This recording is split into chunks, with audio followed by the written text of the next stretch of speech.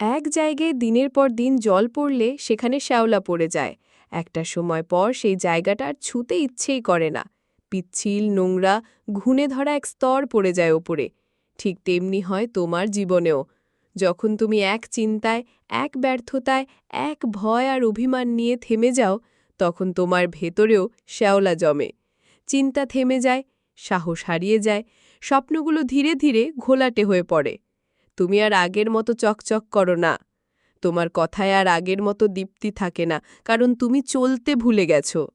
ভেবো না থেমে থাকাই নিরাপদ, শ্যাওলাও নিরাপদ, কিন্তু তার নিচে যা থাকে তা মরে যায়।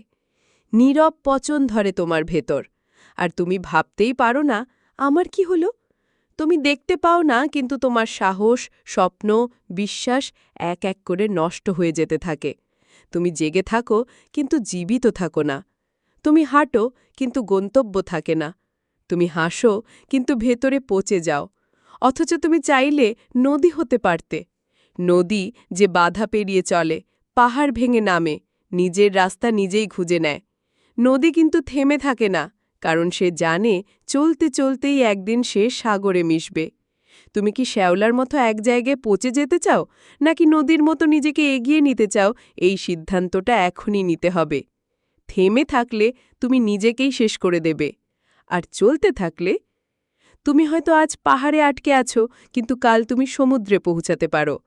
হয় তুমি চলবে, নয়তো তোমার স্বপ্ন মরবে। পছন্দ তোমার।